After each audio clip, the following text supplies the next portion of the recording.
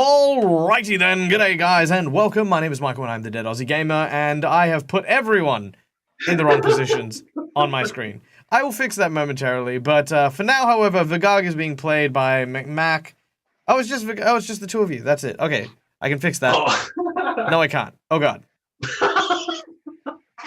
Alright, let's try that again. Oh god, what am I doing? Oh my god. Yay! Okay, there we go. Yes, we write it. I was just finishing telling the guys how professional I am, and look, there's a reason why I have Eddie work on most of my games, and yeah, well, now we know.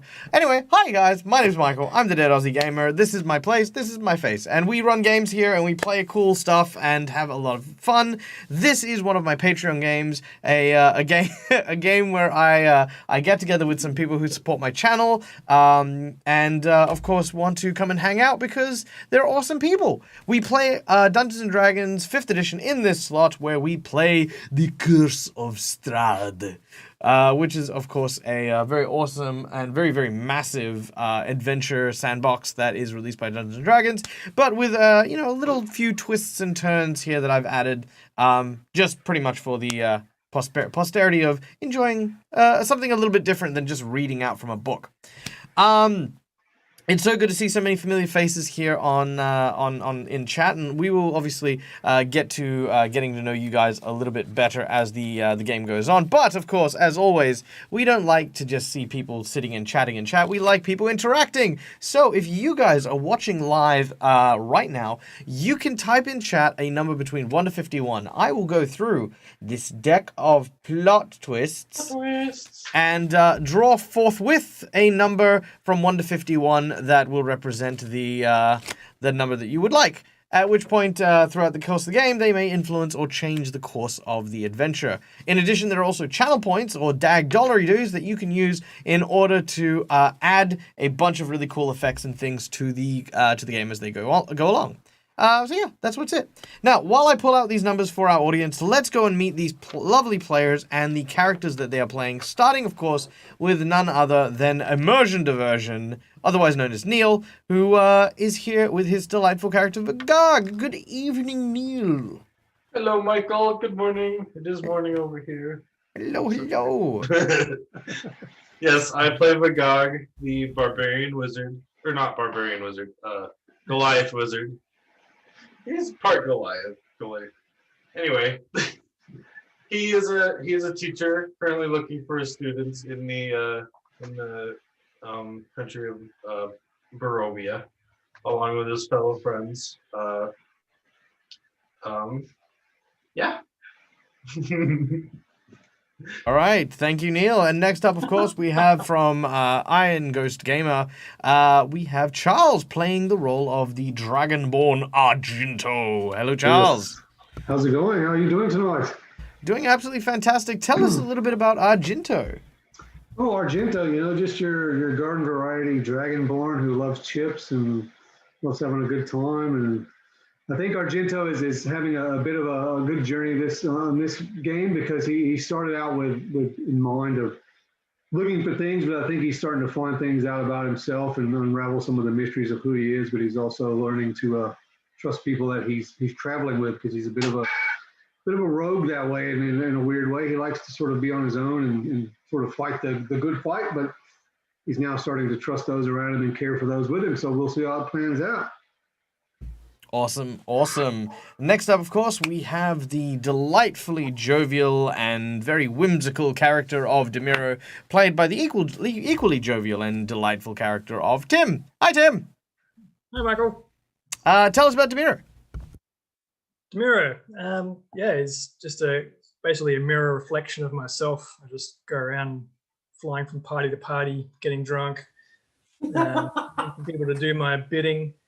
No, Demiro, he's jovial, but he can work through the serious moments when he needs to, but he doesn't take it too much to heart, except for, of course, looking after his good friends and companions, who he's now picked up along the way, that seem to want to keep his company, and who wouldn't want to stay around these guys? Because I mean, we're about to fight some kind of ancient god dinosaur thing, so you can't get much more exciting than that. We're fighting a dinosaur. That is very true. That is very true. All right, and last but absolutely not least, playing the role of the changeling Esther is none other than McKinley. Hello, Mac. How you doing? Hello, I'm good. How are you? I'm super well. Tell us about Esther. So Esther is a changing cleric, and at the moment she is realizing everything is against me to get this girl out of here. There's so many things have come our way. I just want to get this girl out of danger at this point. That's basically the main thing that she's focused on right now. All right, fantastic. And now, just before we get into the recap, I just have one more plot twist card to draw out. Then we can get started, because you guys were very, very efficient at describing your characters. There we go. Perfect. All right. And a big shout out for the gift sub from Taspriol for Jibber Jabber, who is none other than our delightful GM Jared, who is in chat. G'day, Jared. How you doing, you sneaky, sneaky man? Look at you watching my stream without saying hello. I see you. I see you. Or at least Taspriol sees you. All right, so without any further ado, let's kick off today's game, starting, of course, where we had left off.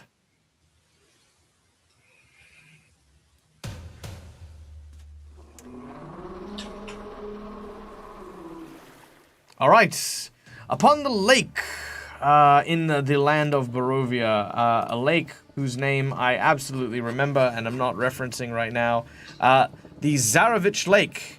Our heroes had traveled across the Barovian countryside from the village of Barovia all the way through the Tsur Falls, following the coast northwards until eventually they had come to a massive lake in search of a small girl by the name of Annabelle. Upon finding her, she was in the company of a large, bloated fisherman, a wealthy trader by the name of Bluto, who had thrown her into the lake as part of an ancient and forgotten ritual to get the blessing of the god of the lake, a large, monstrous creature who needed to be appeased in order to bring the fish back. But after killing himself, realizing that jail was quickly looming as our heroes caught him, he threw the little girl into the lake as his last act of desperation. Esther, wasting no time, dived into the water, swimming deeper and deeper down beneath the waves. And that is when the others saw the shadow of a creature moving towards them. Without a moment's hesitation, Demiro also leapt into the water and began to gain the creature's attention, moving it from their path towards himself. Right now, Vigag and Argento are upon the dinghy, floating in the center of this large lake, while both Esther, with the small child in hand who is barely breathing, and Demiro face off against this large, monstrous, ancient beast. All right. For the sake of interest, I'm going to roll everyone's initiative yet again. And we are going to start with Demiro. Demiro, you, surrounded by water, see the creature as it moves past you. It has grazed you with its razor-sharp teeth, cutting a hole in your side. You can see that blood begins to stain the water, making it difficult to see. And a stinging, gnawing, gnashing kind of pain hits your side. The creature, however, is just testing the waters. It was an exploratory bite. Are you food, it wonders? What do you taste like? Are you for me? All right. It is your turn. What would you like to do? Sacrificing yourself? I'd like to change the menu if I could. I love it. Now, am I basically up at the surface at this point, or Where am I? You're about maybe 10 foot below the surface, and for the sake of it, I am going to just write on the board here the number 10. Esther, however, you are 25 foot below the surface of the waves. There we go. It's always hard to write with that tool. It is very hard to write with this tool. I wish it just had a text box. All right. Mhm. So, Demiro. So it would take me 20 feet of movement to surface. That is correct. So I'll just swim up to the surface, and now that we've jabbed this thing with a couple of our javelins, can I cast heat metal on them? Yes, you can see that even in addition to the several javelins you've thrown at the creature, there are more, almost like dozens, many of which have been snapped off, or the wood itself has rotted with like kind of these strange like mossy algae kind of growths on them. This thing has been hunted and attacked a number of times, but each time has managed to survive. Any number of these metal protrusions would serve as a valuable target for your heat metal spell. Okay. I'll lay down a little beat for the creature. Turn up the heat. All right, you try to beatbox underwater and you drown. I don't have the map, by the way, so I can't do that. You don't have the what? There you go. You can attack the dragon. Also, by the way, ladies and gentlemen, allow me to show you the full scope of this map. This Holy fantastic crap! and amazing map comes courtesy of Neutral Party. I'm going to leave their Patreon in the chat below. Guys, if you run online online games and stuff like that, absolutely go check out Neutral Party. They are just amazing when it comes to this kind of stuff. There's a massive, and I mean massive, catalog of maps. Also, a very special welcome to the great GM himself. Hello, sir. Hope you're having a wonderful, wonderful day. My players are about to be eaten by a dinosaur. Also, give me a number between 1 to 51. Hooray. You may save them. Maybe not. You may save them, maybe. Gosh, thanks, Michael. No, just kidding. Okay, All right. So you're casting heat metal on one of the spears sticking out of the plesiosaur. Yes.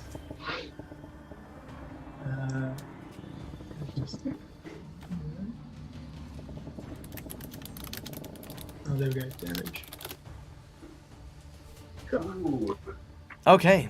The water begins to bubble and boil. The dinosaur. Why am I even doing that? Sorry. Force of habit. Let me try that again. There we go. I have Sirenscape. Sirenscape's amazing. I don't need to do this like freaking Police Academy style. Anyway. Oh, Michael, you're better than Sirenscape. Yeah, well, thank you. I appreciate that. Don't say that, though, because I like Ben. I know. Ben from Sirenscape is awesome. So yes, the plesiosaur roars in agony as several of the metal protrusions start to turn bright orange and hiss in the water. It shakes to try and shake them loose, but is unable to. Now, normally there is a reflex save to drop the item. This will not make it. It will simply take the damage as it has no means to drop the protrusions. Well, technically the damage happens. The con save is the creature holding it takes the damage, and you must succeed on the con save or drop it if it can. If it doesn't drop it, you have disadvantage on attack rolls and ability checks until it's Very well. Then it will suffer that as it cannot, because these are spikes. So, unless you can knock them out somehow. Nah. Well, no, it wouldn't be able to. These things are like super deep in. Okay. Nice. We now go and to bonus action. Sorry, I will drop a healing word onto myself. All right. You try once again to speak underwater and blah, blah, blah. Just a giant dinosaur that no one's seen for centuries. You'll be fine. We're killing history, guys. Wait, I'm a teacher. Why are we doing this? All right. 7 points of healing as your healing energies wash over your person. And we then go to the plesiosaur. Now, the plesiosaur has no understanding of magic. It just suddenly feels pain and anguish. It does what it can to try and rub the metal protrusions out of its body. It swims against the rocks, striking it hard. The metal rods dragging along the rocky bottom of the lake here, and as it does so, it kicks up dirt and silt and sand, making the entire area murky. It is now concealing terrain in this area as the plesiosaur is thrashing about. That is all it does. What disadvantage for us? Would that be? Yes, disadvantage both ways. Argento, you can see the pool of like, I guess, the dirt starting to expand from out in front of the dinghy from where you are. It's a short distance away, but you're not sure how deep it is. Yeah. Let's see what we can do here. Since I'm having a hard time fact judging where he is and what's going on under the water now because of all this sort of, I guess, muck that's been done up. What can we get closer to where they are? Can we sort of row towards them? Yeah, totally. I want to try to row closer to them so when they get to the surface, they can just easily get into the boat. All right. I'm trying to do. Okay, where specifically would you like to? Sorry. Actually, you know what? Make just a generic dexterity check. Dex check. Should wait till after my turn to do that, Argento, because there's a hole in the bottom of the boat. Remember? There is. But if the Garg moves, if Argento moves, that'll cause it to start sinking. Yeah. So if you wait until my turn, I can freeze the hole. Oh, good point. Very good point. What should we do then? Let's see. Well, you can hold your action. Make an attack on him then, I guess, is the question. Because if I can't see him, I can't really make an attack on him. You could, I think you can hold your action. Yeah, so if you want, you can hold your action to after Vigard. Yeah, let's do that. Yes, be safe. Be smart. Good thinking there, Vigard. Okay. Something tonight. Sure. All right, Vigard, it is your turn. So yes, then I will, at the hole, cast the shape water to freeze the hole closed with the water that's in. Yeah. All right, Argento, your spear, or your javelin, should I say, is stuck in the bottom of the boat. You look at Vigard, and Vigard looks at you, and you kind of count down 3, 2, 1, and as he pulls the tip of the point out of the bottom of the boat, it immediately starts to shoot water up in the air. And Vigard, with your magics, you hear this as a thin plug like a cork made of ice appears inside of the hull, sealing it, at least for the time being. Argento, on your turn, I imagine you would then wish to move the boat. Now we want to move closer to them. All right. I'd say between the two of them on the... Yeah. It's close. Well, I don't want to get too close. I want to get between the two of them on the opposite side of where the plesiosaurus is. So directly across from it, about the same distance. On the mapping, right? If I'm making that more sense, I'm trying to say in this area here. I want to be sort of around this area. Move Vigard for me. Oh, sorry, move Argento for me. Yeah, be like right around here. All right. Now, I hope you appreciate this. Does the boat move? That's awesome. Is that affixed to the... And boop. That's the sound of betrayal.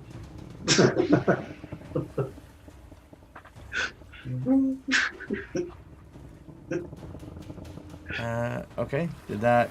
Hold on. 1 second. You can move us closer to the boat. No. 1 sec. 1, 2. Ooh, cool. Bam. No way. You'll have to reshare it now because I don't see it. On there. What's that? Weird. The boat looks pasted on there, like you just quickly Yeah. redrawn it. Quiet. Look, okay, it is a beautiful map, okay, but that dinghy is 100%. Yeah. This is the best thing ever. Yeah. So there you go. All right. So you've moved the dinghy into position, and that is all. We then go to Esther.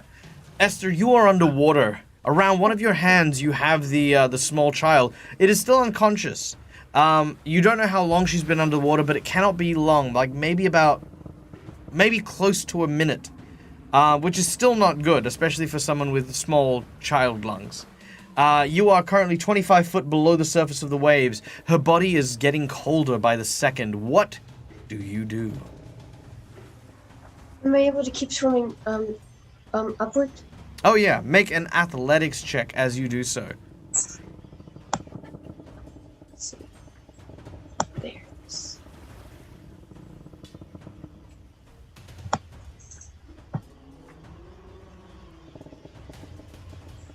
Did I go? Oh, sorry, I didn't go.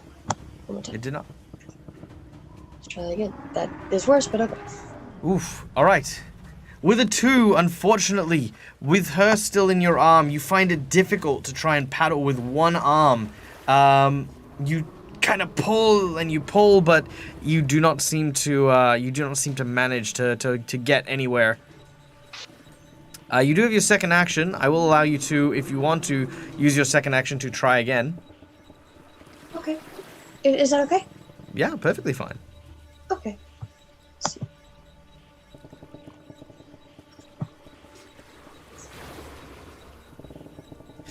Alas, it is, of course, as I mentioned, quite difficult, and even though you'd spend your entire action to try, you do not manage to do so. Demiro, you're in a cloud of dust and blood surrounding you as you swim just below the surface of the water.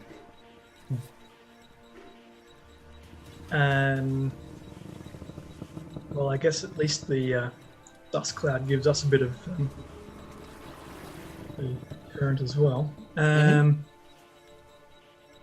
So I will, Demira will swim over to where they last saw Esther. Okay. Athletics check as you swim through the water towards Esther and Annabelle.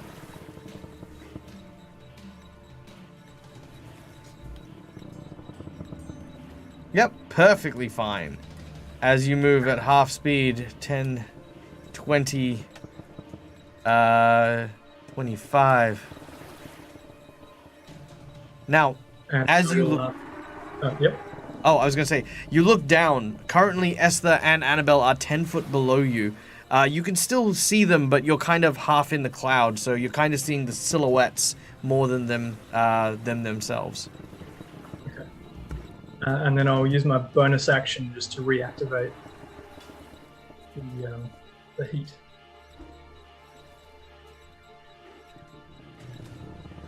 All right. Reactivating the heat, is that just a part of a Bonus action. bonus action? Yep. Once again, the creature roars out. This time it will be able to make its constitution saving throw, which, can you drop that onto it, or do I need to roll it? So there's no save for the damage. The con is just around dropping or getting rid of the object. Yeah, but do you have the way to drop the con save Yeah, I can DC? Drop the Yeah. save onto it. There you go. Yeah. All right, he is at disadvantage because he does not have opposable thumbs, and Yeah, does not. knock enough things out. Yep, does not manage to knock the things out. All right, the plesiosaur. Because that thing hurts. Oh yeah. No, it is super angry. It is super, Uh-oh. super angry. It is just going to attack. It is going to swim in your direction. Almost like it's got a taste for my blood now. Yes, as it can indeed sense your blood. It opens its mouth as it turns its head sidewards to snap these vicious-looking jaws around your body. I'm going to roll a d3 to see who it is going to grab, or who it's going to bite. 1 and 6 are going to be Annabelle. 5 and 2 are going to be Esther. And 3 and 4 are going to be Demiro. Demiro it is. It does have disadvantage. As it swims down, it drops a 20. Oh. But it will continue to swim. So that's 10, 20, 30. Goes under us, pushes the It's boat. going to do a drive-by on the boat. It does actually look like it's circling the boat a little. Throw it again. All right. Vigag, you look to your left and you actually see the ridges of this creature's spine breach the surface of the water. The waves of the fins as they sort of swim and swipe backwards rock the boat quite heavily. I'm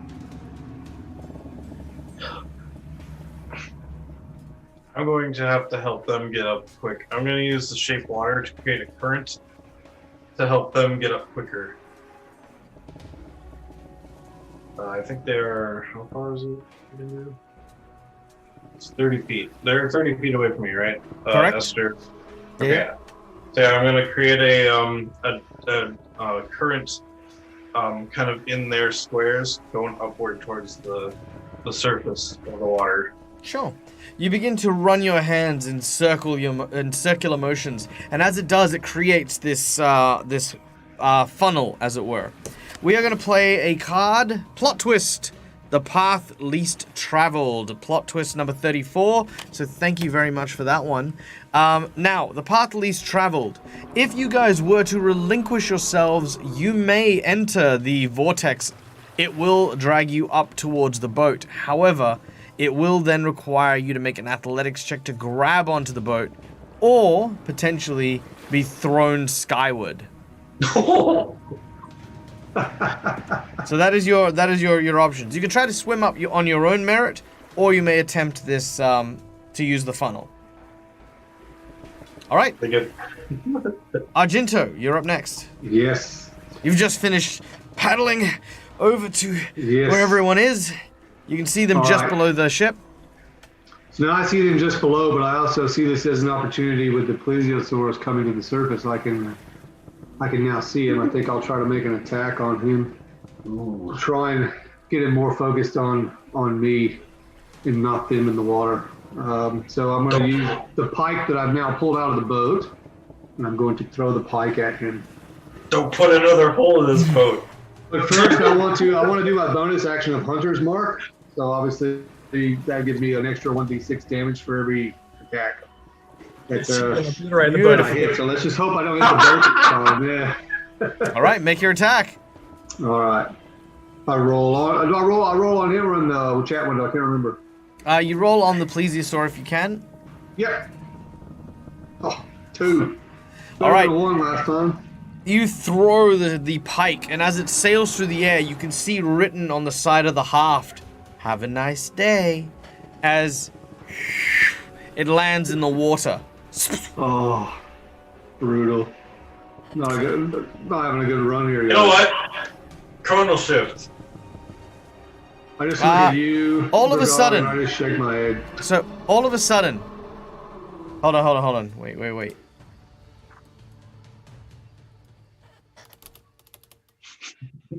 All right. Okay, here we go. Click. As you watch Vigag, he raises his hands, and in his palm, a small disc appears with a sort of an hour and a minute hand. It begins to turn and twist backwards, and as it does so,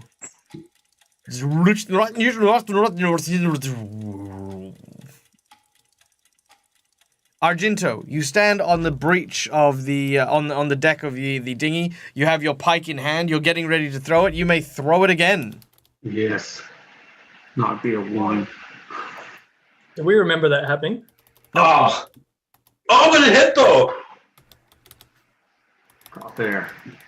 Nice. All right. So, Was it 1d10 damage plus 4? Yeah, make your attack. Roll. This time, as it says, have a nice day, it hits the back of the plesiosaur. So it gets 1d10 plus 4. I don't know why. Was that a D10 or a D8? It looked like a D8. Is that a d8? No, I rolled the wrong one, though. Oh, no. Okay, so if you, yeah. So D10's the one next to that one. Yeah. Beautiful. Right. Well, So let's. the plus 4 says Yeah, so that is- for piercing, so that's 7. Plus with the hunter's mark, I do a 1d6. All right, roll it. Nice. Beautiful. Okay, Esther, you're struggling to hold your breath. You start to feel a bit dizzy. For some reason, whenever I was looking at what I could possibly do, I found my shield and I just thought of the kids like paddle boards. And just going between them. But no. I'm gonna try on my own first, if that's okay. Yeah, totally. Okay.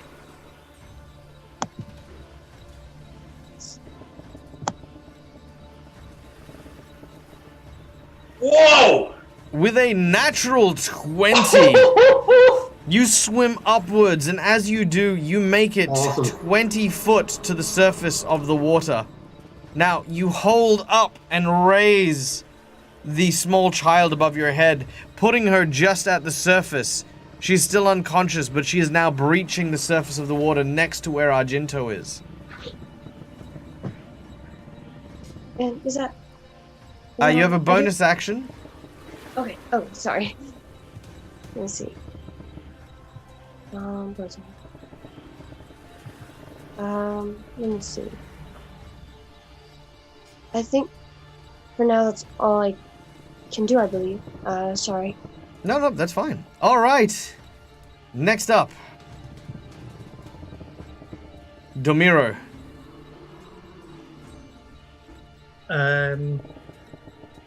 Well, not wanting all that effort to go to waste at the last second if it suddenly comes up from below, and I will swim over and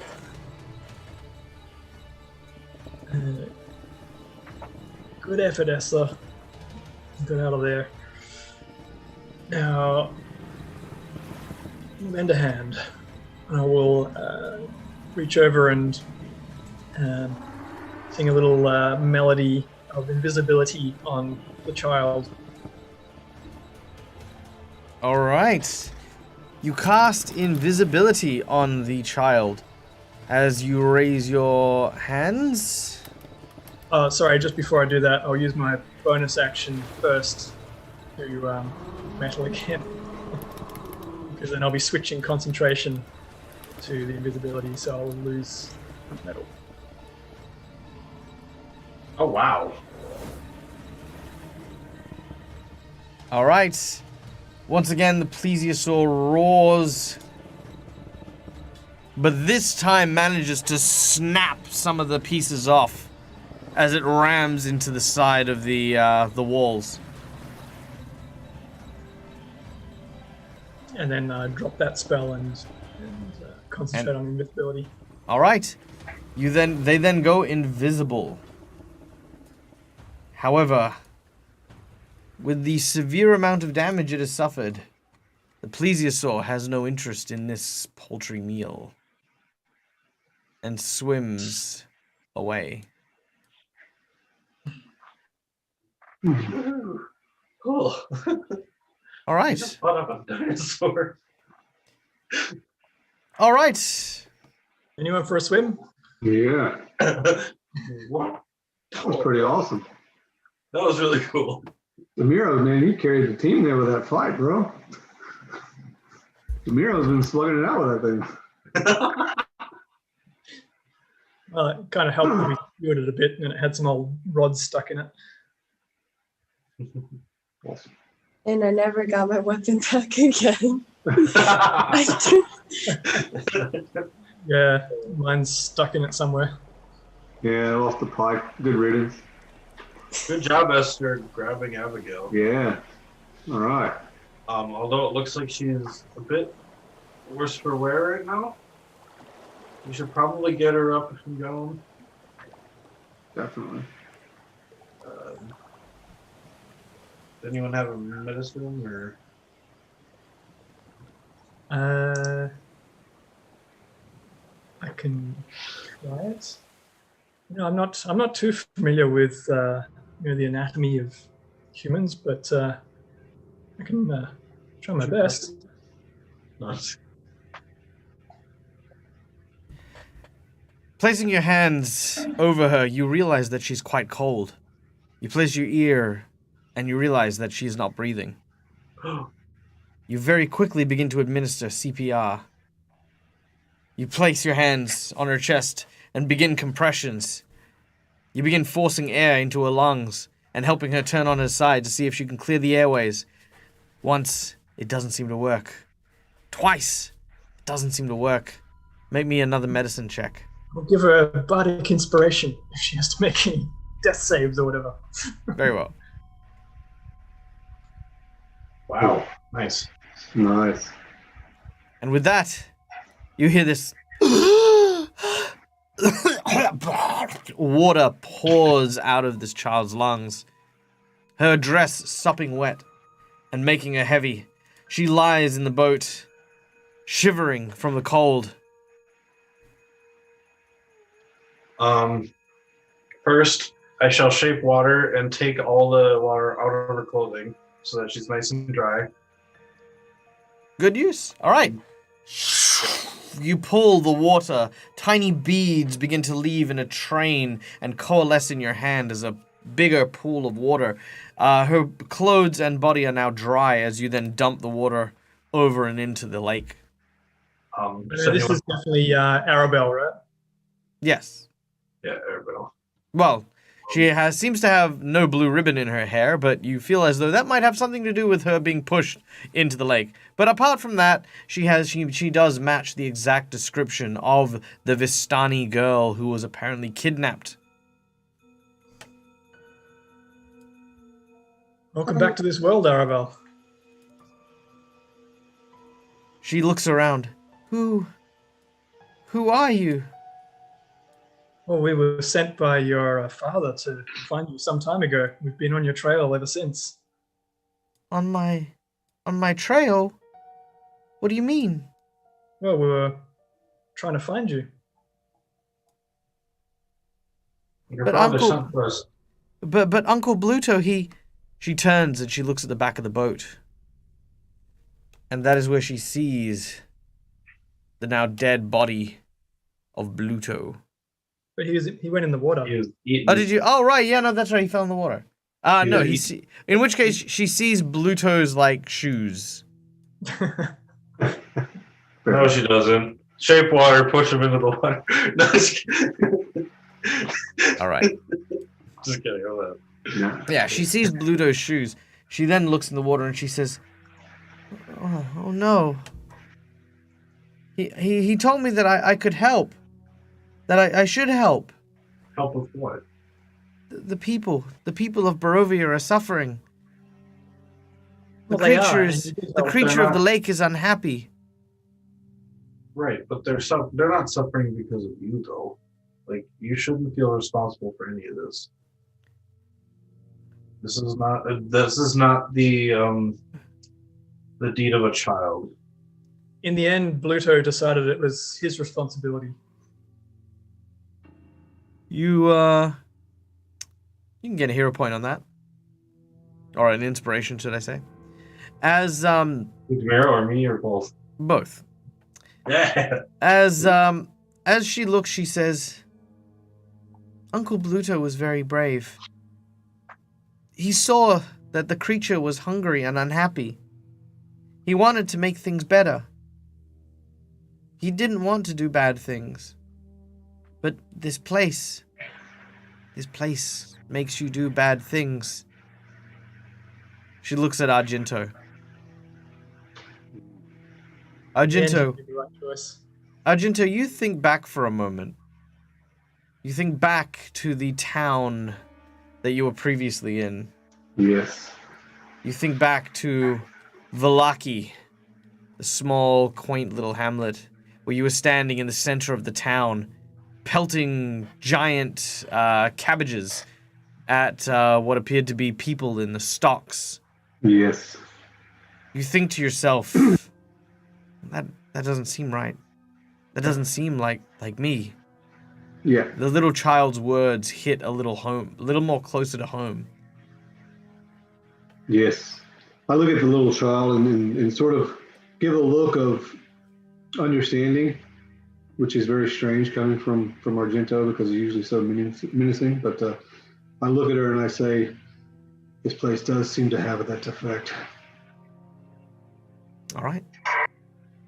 Now, with the child in tow, what is your next destination? Where would you like to go? What would you like to do? Well, Back home. should we take her home? We Try could to follow the return? river. Well, we didn't come all this way just to sacrifice for ourselves. Absolutely. So What do you think, the Esther? quickest way to get back, I think, we're on a river, on a boat. What do you? Do we traipse back to the shore and make it by foot? Well, surely the quickest way back would be to stay on the boat. What do we do about our horse? Esther, what do you think? I was just curious first. I had seen sort of a mural depicting the creature being sort of praised, I believe, right? Correct. Down in the bottom of the lake itself, you found a series of ancient and dilapidated ruins, each of which seemed to have carvings of an old civilization offering worship to a creature very similar to this, the long-necked dinosauric creature. Let me think. Sorry, give me 1 second. Good. You guys are free to talk among yourselves, of course. But it seemed fairly clear that this had been in battles over a long period of time. Oh yeah, definitely. You've seen scars over its body. You've seen the like large spears with like moss growing on it. You're fairly sure that a lot of the injuries are very, very distant, in terms of like when they were wounded, when it was wounded. I'm just trying to remember back. Are we supposed to return that horse to that guy? Return We what? didn't borrow it, right? Yeah, he did want the horse back. Or no, that was our horse, wasn't it? We got it from that We got village. it. Yeah. We had to go find the boy at the grave. And bring him Right. back. But Yeah. he gave us the horse, but I think he wanted us to return the horse. I can't remember. He wanted us to return the horse and cart. Yeah. Yeah. Good one back. For some reason, thought that was the horse that we had all the way at the beginning when we thought that No, it's was. a different one now. It is a pretty good ways away. I mean, where we got it from is pretty good ways back. Well, it was the last town we came from, wasn't it? It was the one from, let me see, it was the village of Barovia, I believe, which is way back towards the, before we even went to the Sears Pool and the Sear Falls and all that stuff. So it was way back. There's Oh, also the Yeah. boat we borrowed at the shore. Oh, geez, yeah. Oh, we went really far. Yeah. Yeah, I guess there's no. So for my audience, they borrowed a horse from here. They are now here. They don't see it. No, don't they? Pretty good No. ways away. They're trying again. Boop. There we go. All right. I'm going to mark Yes. in green for a moment. Nope. There we go. That area here is where they borrowed the horse from. That area here is currently where the horse is. The horse is roughly... So each square is each hexagon is a quarter mile. So yeah, it's a small journey. Small journey. Small journey. Well, is the boat, could we even take the boat back? I guess. I I mean, don't think so. I don't think the rivers are all connected. I don't know. They're not. Zarovich Lake runs off down the Lower River. Yeah. And will eventually peter out into this very tiny lake here. That's the closest you could get. Yeah. But if the fog worked, like if we entered one side, came out the other, they would connect. But no. Okay, well, we might as well just go back to shore and grab the horse. Yeah. And continue. Mhm. Was there a second boat? What was that? Sorry. Was there a second boat? What? Oh, sorry. Was there a second boat? Yeah, There we was- came out. Yeah, the one that you came in. There was That was- Pluto's and everything. Oh, and then Pluto's. Yeah, Bluto had a boat, and then you guys had a boat which you rowed out to him. Okay. If we took that boat, we could put the horse in it with someone. Well, we don't really have anywhere to go on the boat. Yeah. Go down that river, then we lose the road. Go down that river and then sort of. Yeah, it's not what. And the girl needs to go back to the village. Well, I guess. Wait a minute. Were those Vistani? Were they the same ones when we met them not long ago? Where you got thrown into the river? The Vistani that you met, you have two Vistani. The first Okay, yeah. are the ones traveling, which Yeah. I believe are currently here. Yeah. So they should be moving and would now be, by the time you get there, probably here. So Alright. so they're about there. They're moving around, as it were. Sure. I guess to be fair, in character, we don't actually know this map. We don't have a map. You Yeah, do. that's So you we should don't. probably just backtrack the way we can. yeah, it's what I was going to say. Like, we just know they're back that way where the horse needs to go, and then yeah. Just go back to that town with the park, Yeah. the holiday event. Yeah, the Pike yeah, Bulls. Yeah. what is it, Balaki or whatever it is. Well, maybe we can circle around that. Well, yeah, the shore is quite long. There's a little Alright. clearing down up there, but yeah. Let's head back to shore, I guess, and then we'll sort of regroup from there. All right. Sure. I don't want to go through Balaki. Yes, Esther. Are there any small trinkets or anything within the boat besides Pluto's shoes? Yes, indeed, there are. You see a very familiar looking backpack. It's very familiar because it actually does remind you of the backpack that Vigag holds.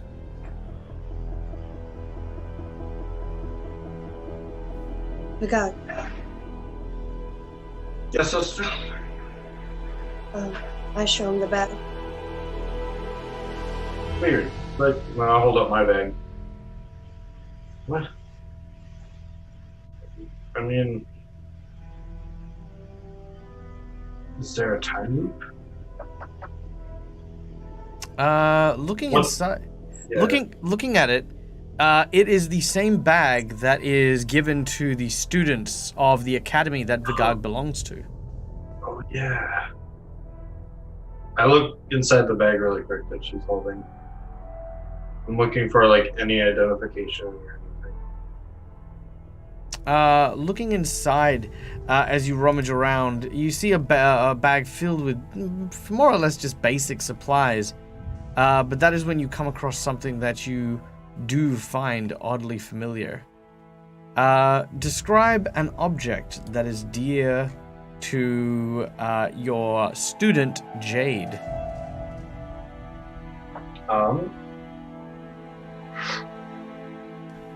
She she very much would have had a bunch of gems as well as like just odds and ends of like rocks that she might have liked to collect and stuff. Magical stones in general, like opals, diamonds, stuff like that. And that is what you find inside this bag. Maybe like a necklace she wouldn't have it. You find an assortment of strange Yeah. objects and rocks and stones. These are my students. Or at least one of them. Oh, Jade, what has happened to you? To you, Soren, and Clyde?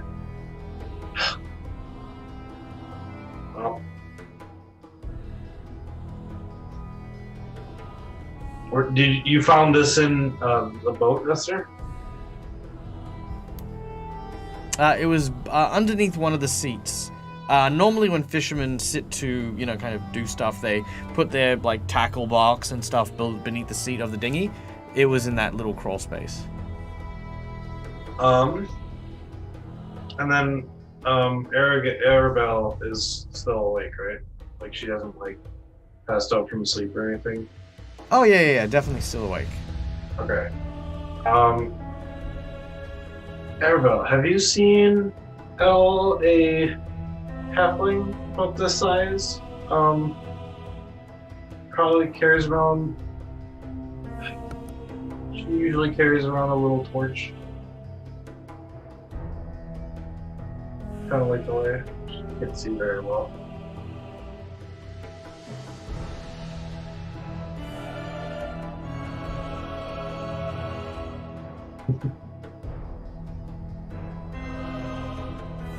All right, Arabelle looks and she says, yes, I remember that. Bluto was given that by the nice lady back in Vallaki. Vallaki? Why would she give this to him?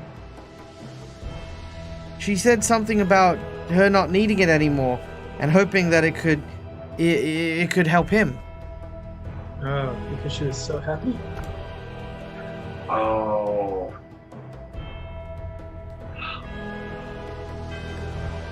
Such a shame we're not going back to Vallaki. Well, she wouldn't be there much longer. My students don't tend to stay in one place. They're true adventurers. Well, Vallaki doesn't seem like the kind of place you leave. We did.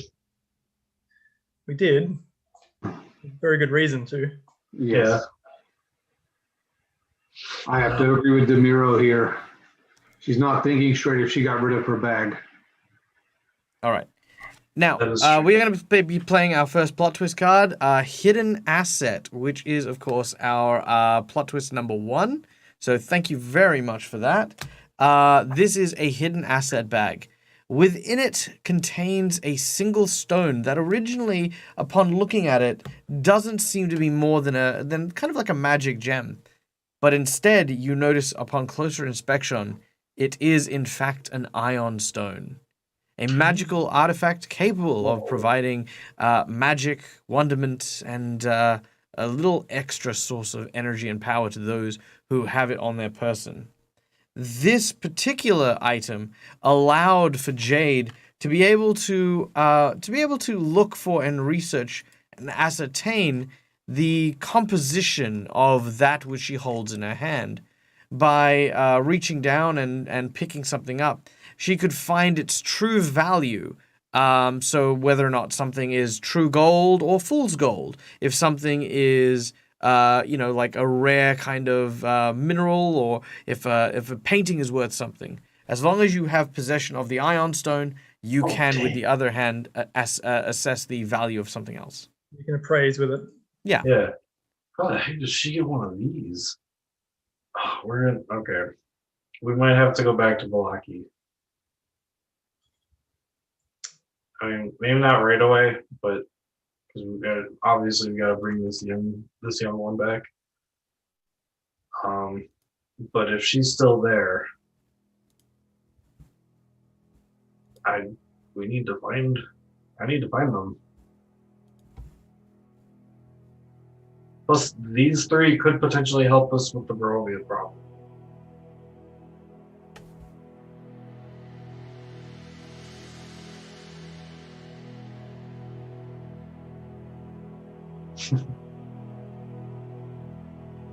Esther, was that something you would like to say? Nope.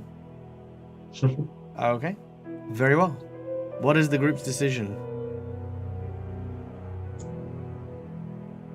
Well, we have rescued the girl, and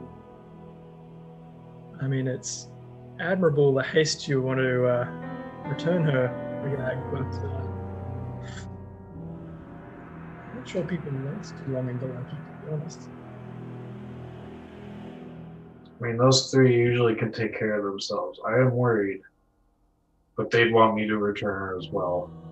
But if you want to go into Balaki to help me look for Jade, Yeah, your students and your quest, we'll help you in as best as we can. okay. Well, if you guys are okay with keeping watch of Arabelle for a bit longer,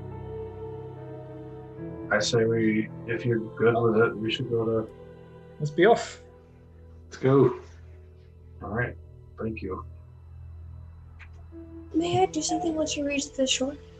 Sure. All right. You set sail and you move to the shore, at which point you pull the... well, do you take one boat or both boats back? I think we're trying to take both boats, I believe. Yeah, we can take both.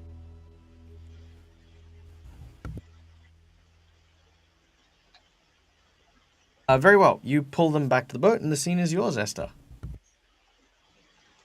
I offer my hand to Arabelle. She kind of reaches up and she takes it. And I walk over to... Is there any sandy area? Yeah. Tons. I kind of teach her quickly a small sort of symbol that my Mama Dory taught me. A sort of symbol of well-being towards the person that you aim it towards for the plesiosaur and for Bluto. And sorry. No, go. I say Bluto was misguided, but our intentions aren't always our intentions don't always bring the best results. But I know you cared about him, Arabelle. I'm sorry that we couldn't bring him back. She has a melancholy look as she gazes out over the reflective lake. It seems to be stiller than usual, and a cloud of fog seems to kind of billow from the other bank over its waters, hiding so much beneath its murky depths, at the very least a plesiosaur. She nods, and she says, he wasn't a bad man. He just didn't understand. He lost so much. And more. He only did what he thought was right, and I think he was very brave. He made me feel brave, and I appreciate that. You're very brave, Arabelle. She starts crying a little, and as she does, she says, I don't want to feel happy that he died instead of me. I don't want to, but I do. Does that make me bad? No, baby. She then sort of grabs onto Esther and then buries her head in her dress as she just continues to cry. This 10-year-old girl just holding on for about a minute or so. After that minute, I take her hand again and I sort of point over the horizon of the lake towards... Is there a forested area over the lake? Yeah. All right. I want you to focus on this. Look very closely. What do you see? Trees. Do Do you know what kind of trees they are? I'm not familiar with this land. Can you tell me about them? I don't know if that's Max seeing what my arboreal knowledge is, because it's not No, great. no. I'm so sorry. No, it's fine. It's just really I funny. love it. Yeah. It's like, what is the airspeed of an unladen swallow? I was 75. like, Oh, dang it. She will tell you about the trees of Barovia, which are birch trees. Is that a type of tree? Birch? Yes, it is. Yeah. Done. Birch. They're birch trees. To let you know about how good my arboreal skills are, I played in a game called Winds of Wilderon, where I named my swamp the Lamenting Woods. That's how bad at like knowing landscape I am. So yeah. I Anyway. remember that. So yes, you distract her by getting her to tell you about the land, and eventually it takes her mind off everything. Now, you guys are heading south, but not towards Velaki, not following the road here. You're trying to meet up with the Vistani. Is that correct? So, following the coast of the bank of the lake, you eventually come to the small Vistani camp just off to the side here. Actually, no, you don't. That's a long way away. Never mind. We're down by Sir Paul. Yeah, no, they're over here. Jesus, you guys are ages away. What am I even talking about? We Yeah, you booked it. All right, this is gonna take you a while. All right, let's throw some random encounters, ladies and gentlemen. Allow me to invite you now to the fun part of my audience participation. I don't get to do this very often, but I do this whenever either A, my party has a very long journey ahead of them, or B, if I'm simply out of ideas. This is basically where you in the audience get to throw out your suggestions for a random encounter. I want a whole bunch of random encounters, and the first 6 encounters that we end up getting that are appropriate, mind you, will basically be decided by my awesome little dice, and I'll run it. The old arm of the troll crawling afterwards is That's true. That's true. So for some background, the group does have 2 recurring villains who are still out and about. The first is the severed arm of a giant troll. What was the troll's name again? It was something. What was it? I think it was Gorgut, wasn't it? Or something like that. Oh, that was one of the choices in Gargoyle, but yeah, maybe. I'm sorry, I can't remember completely. No, been a mix of the names. Yeah, it was a mix of a couple of names. Yeah. All right, I'm gonna call him Gorgut. So anyway, the troll is very, very angry that he got reverse Beowulfed by having the rest of him destroyed, and then, he had his arm there. The second is a trio of hags who are, of course, grinding people up and turning them into pies. The group found out their big, dark, dirty secret, but came up with an arrangement so that they leave each other alone. For now, at least. For now. And one of them was armless. All right.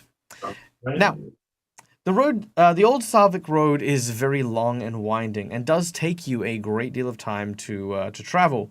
During which time, I would like to ask which one of you will be using a survival check in order to keep to the roads and find the path. Which one of you will be using a perception check for lookout.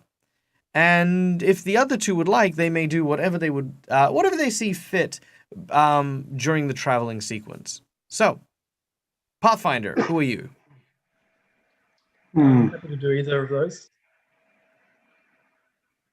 Yeah, my survival's all right. All right. So let's say that Argento is pathfinding. Demiro, you are scouting. Argento, can I get you to make me a survival check, please, as you begin to make your way following the road to the east? Oh, man. It's only 8. All right. Not a problem. Once you kind of leave the forested area, because obviously following the road while it's in the forest is relatively easy. Once you kind of leave the fields, however, you try to stay by the forest, but you kind of think to yourself, hey, I kind of remember if we cut across the fields and the hills like this, it's kind of like a shortcut, right? We'll cut days off our trip if we move through this area. Demiro, if you could make me a perception check as you begin your journeys.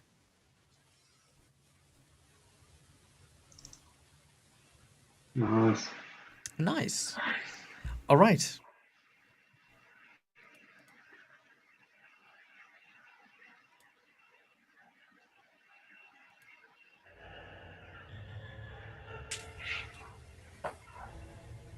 Now, further up ahead, you can see what looks to be a campfire already lit, burning brightly ahead of you.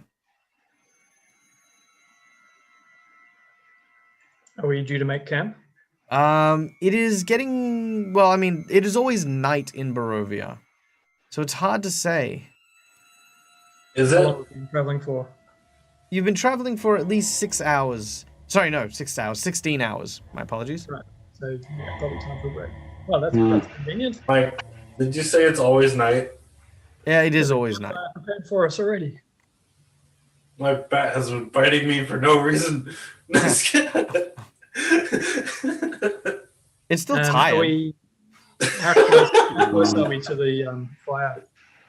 It is it's about maybe 20, 30 minutes away. Okay.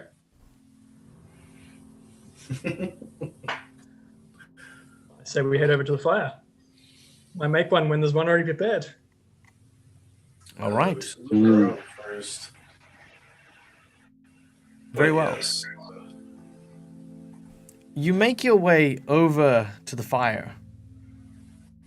As you do so, you see that it appears to be laden with food.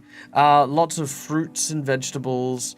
You could see like cuts of meat that seem to be glazed in honey are placed on plates and serving dishes next to this roaring flame. It is warm, welcoming, and inviting. Is there anyone around? Good question. Let me roll my dice.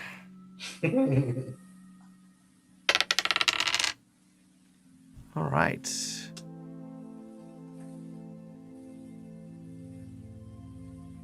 Okay. It doesn't seem like anyone is around, at least not in the immediate vicinity. The food does seem relatively warm, meaning that if there was someone about, they're probably not too far away. I'll just call out, see if there's anyone nearby. Hello, the fire. You yell out to the darkness, but the darkness does not respond.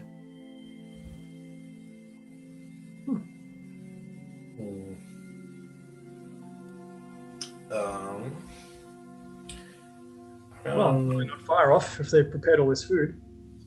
I'm gonna go up to the fire and check out the meat. Going to use the ion stone of appraisal. I want to see how much. Try to find out what kind of meat it is. All right. Assuming I can use it like that. Okay. Looking at it, it appears to be pork of some kind. Pork. Where did they get pig out here? In the forest. Yeah. Well, boars maybe, yeah, I guess. Is there like any tents or anything around, or is it like just a fireplace? It seems to just be the fire itself. Are there any tracks? Looking around, you try to see if there are any tracks. Make a survival check.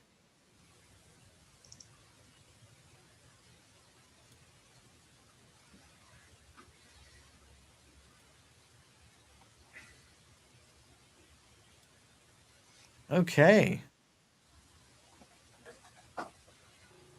Let's see. With a 7, you don't see any real tracks lying about.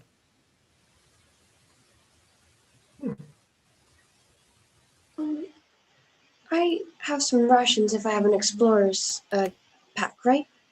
Yeah, totally. Okay. So how much food is there at this fire? A good amount? Quite a lot of food. Okay. This may seem odd, but I want to put some of my rations as to like to offer it up. just like it seems like this is for someone specific. So I just get out my own rations and then I sit nearby. That was very smart, Esther. I guess if someone were to come back and see us eating their food, they might think us. Oh not yes, very it'd be quite well. rude to start without Yeah. them. So if they come back and see that we're here but didn't eat their food, maybe they'll let meeting Demiro firsthand, they might allow us to stay here, and then they might offer their food afterwards. But for now, we should just eat our own rations. But we could probably still stay here. I'll just start up a song. About, I'll join Esther. I join Esther and Arabelle. I keep close to her.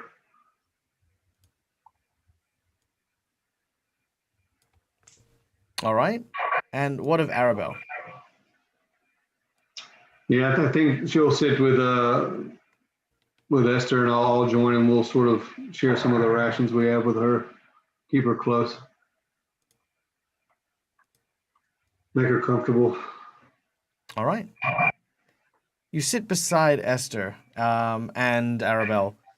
As you do so, can I get everyone to make me a perception check, please?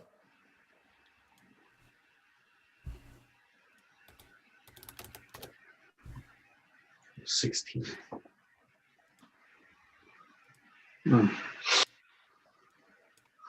Guys, killing me already. Nice. Nice. Okay. As you guys sit and enjoy your various your rations and the like, the food smells so intoxicating, but you do not touch a single piece. But that is when Esther, you hear something rustling in the bushes nearby. I will now take us to a nearby map. Apologies, as this is the quick one. I have not yet made a campfire, but pretend there's like a little fire in the middle. Actually, do I have a... Use our imagination. Use your imagination. What? What? How dare you, sir, make us use our imaginations. Mm-hmm. Fine. Here. Only I had my There fireplace you go. token. A beautiful Okay. campfire. It's an elemental. Just forget that. I just The ghost of magicked up an Christmas elemental. past. The ghost of Christmas past. Yes. It's Christmas. Going.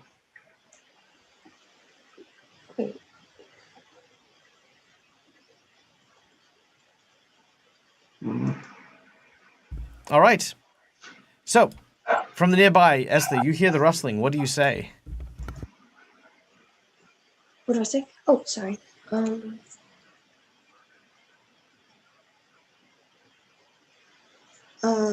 Does it seem like bipedal or quadrupedal? That's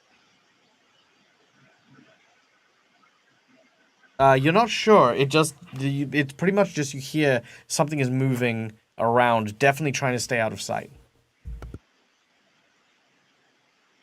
I just say, would you care to join us? As soon as you say that, you see two mirrored glass-looking eyes staring out at you. The reflection of the campfire seems to just create this illumination, almost like when you look at a cat in the light. And that is when you see them.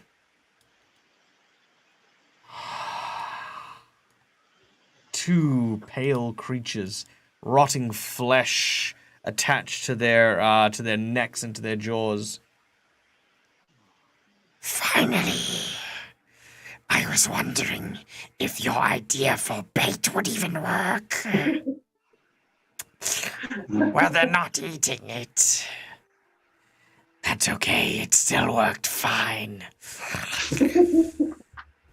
As two ghouls emerge, Annabelle moves very quickly and closely to Esther, holding her tightly. Mhm. It looks like you chaps haven't eaten in a while. Yeah.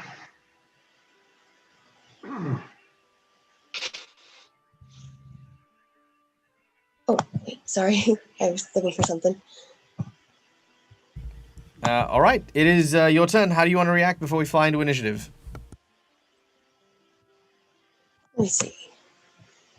Trying to find my abilities. Sorry I'm taking so long. I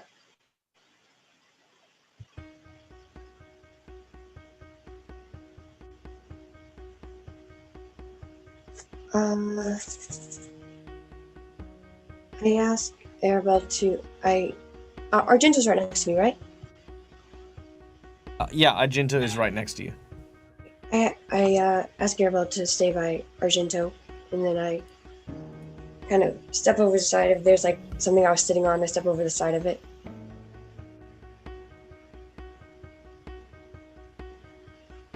No. Let's not be rude here.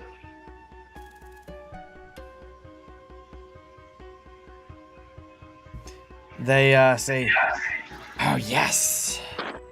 Where are our manners? It would be impolite to talk with our mouths full. and they lunge forward as we go into initiative. I have an idea. I'm sorry, I have an idea. Argento, Awesome. it is your turn. All right, so Arabelle's near me, and I basically I look to her and tell her, look, just stay behind me. I want her to get behind me, and I'm going to attack this ghoul right in front of me. All right. I Well, want to put you on the other side of the bush. so This hold on. way, Let me move some people around because yeah. So Yeah. you guys would be there, and it would be right in front of where you are. Yep. So I'm going to use my Searing Smite bonus action first. Oh yeah. So that's obviously, it'll do 1d fire damage if I attack. So I'm going to attack ghoul number 1 with the Warhammer. Very well. Hit. As you swing your hammer towards the face of this ghoul, it suddenly engulfs in this glowing embered light that Nice. collides with its face and sends sparks in all directions. Roll your damage upon the creature, both for your Searing Smite and for your Warhammer. Let's go the Warhammer first. 6. And Searing Smite was... Oh, it was 1d6. You just rolled another one. Here we go. 6. I won. All right. That is 7 points of damage. Don't you get to add your strength to it? For the first one? You do get to add your strength. Yeah. Yeah, so plus 4 to that first one. So 6 Done, plus done. 4. All right, done. This is a heavy blow as its jaw seems to dislocate. Demiro, it is your turn. What does our Satyr Bard do?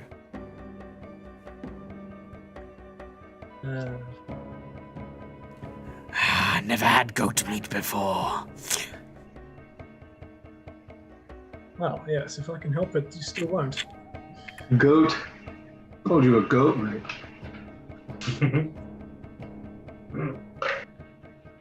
You ever learn it's a shame to waste food like this? If we hadn't turned up, then no one would be eating it. Yeah. Well, have you ever stuffed a chicken? It's more or less the same thing. Yeah. We fatten you up and then we cook you. Nice. Kushmaki. Christmas. Nice.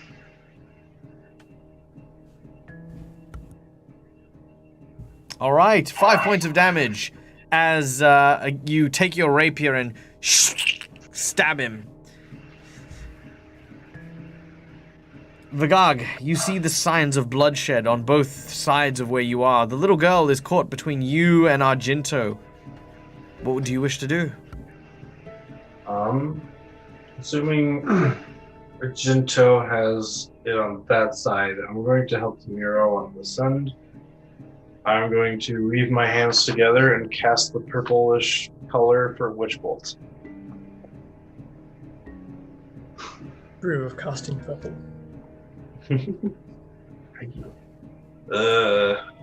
Oh, Yeah, nice. This purple orb of lightning blasts an energy bolt towards the ghoul. It will, of course, strike.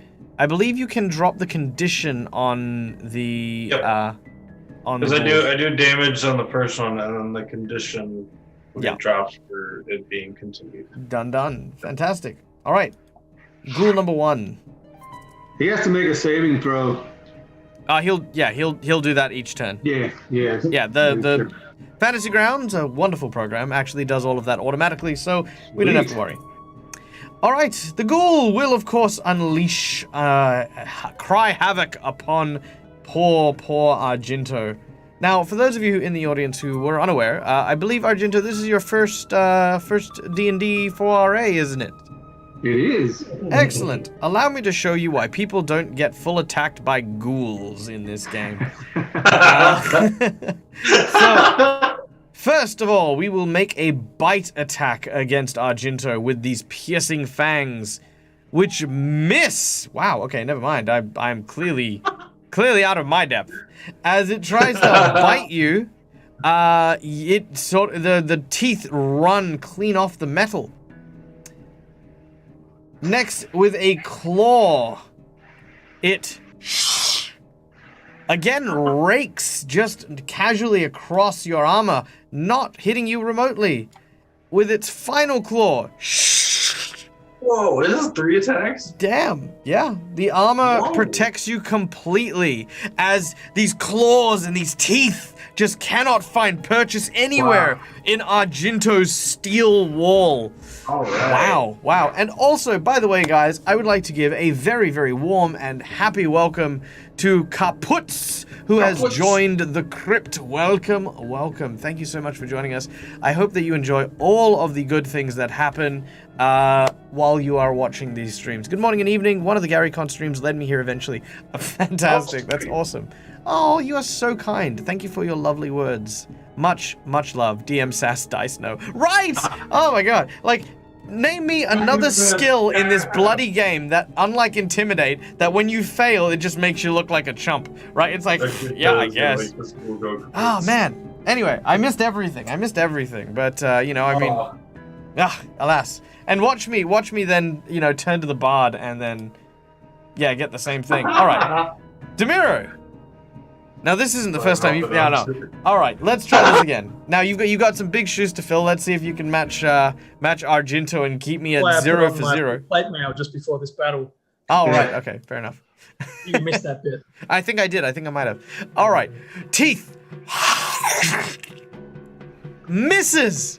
As Demiro, you with your rapier, with a very quick flourish, grab onto a pomegranate and stick it in its mouth. Huh. And it's like, yes! And then it went, wait. There. This is not flesh. There. Not the flesh you were expecting, anyway. You then sort of lick the pomegranate juice. It's delicious. It's like fresh pomegranate. Like, what the hell? All right, claw. Oh. All right, one claw does manage to hit, dealing 8 points of damage. Now, in addition to this, as the claws of a ghoul carry a particular paralytic nerve agent, let us see. You manage to resist the paralysis.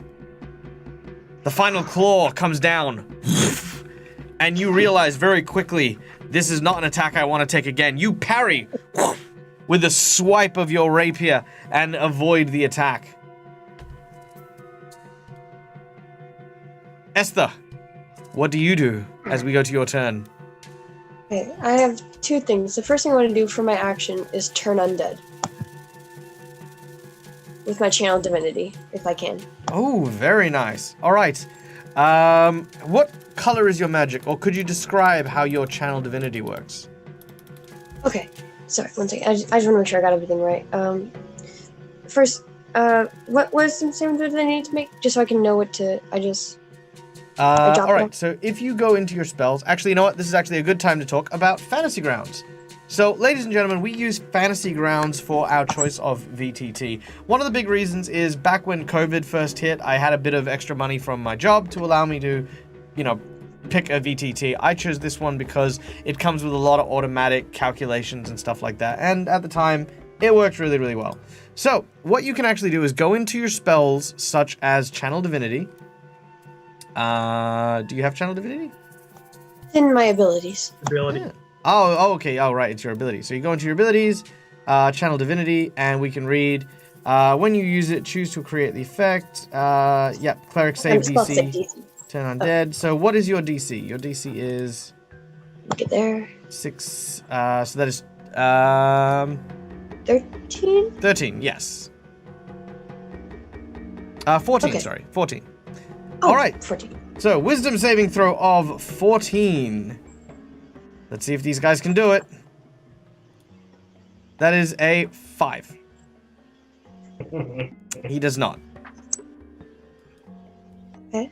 So that would be to the first goal because it has to be within 30 feet. Are they both within 30 feet? They are both within 30 foot, so I will do the other one as well. Wisdom saving throw. No. 11. Okay, they are both affected. As you describe your spell. Okay. So I pull out one of the cards and then I hold it up and then it looks like smoke seems to seep from it, from either side.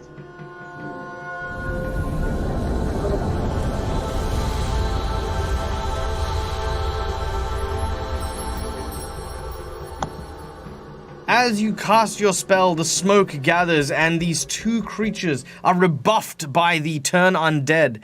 They now are afraid of Esther more than anything else, and will use the earliest opportunity they can to retreat. Yes, indeed. Also, really quick, have a wonderful game, Hester TM. I hope that you have a great and wonderful time. Thank you once again for joining the subscription train, and I'm glad that you enjoyed the Gary Con character I made. Hopefully, he will not be the last time I use that one. All right, Argento. Yes.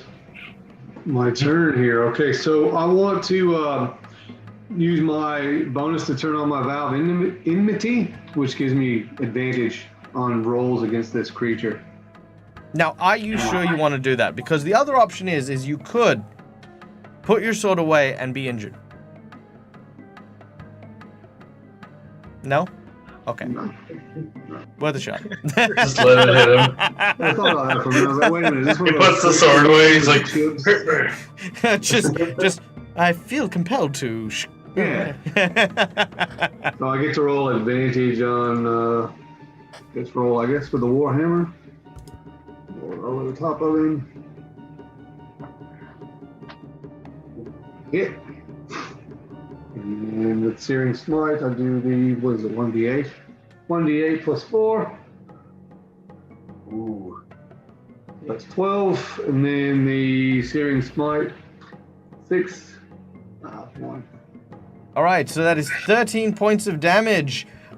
You strike that ghoul, and as you do, its head comes clean off. The body falls to the ground, and as it does, you watch as it twists for a few moments before going still. The head rolls as it lands nearby. Nice. Demiro. Does it look like it's about to run off, or it just won't go closer to Esther? It looks like it's about to run off. Okay.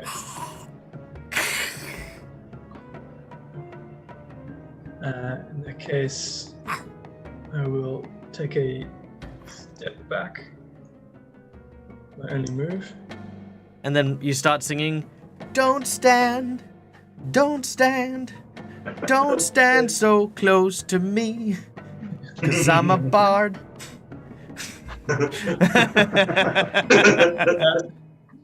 I throw in a barb about how he missed with his bite. Oof. Well, he basically turns around and says, "Your joke lacked a little bite." That was just a mockery. Oh. He made the save though. Okay, then nothing. Take your damage back. Take your 1 damage. The highest like- for them. Very well. Vagag, it is your turn. Alright. Because it says So the- success, so it's like hooray! Yeah, I know. It's so yeah. It's like Hey. saving throw, success. Yeah. Gotta focus on the witch bolt, and I force more of my magical energies into the beam, creating a little ball of light traveling down the arc Ooh, still connected. nice. to All do right. another of the witch bolts. Yep. Oh, it was almost a 12. All right.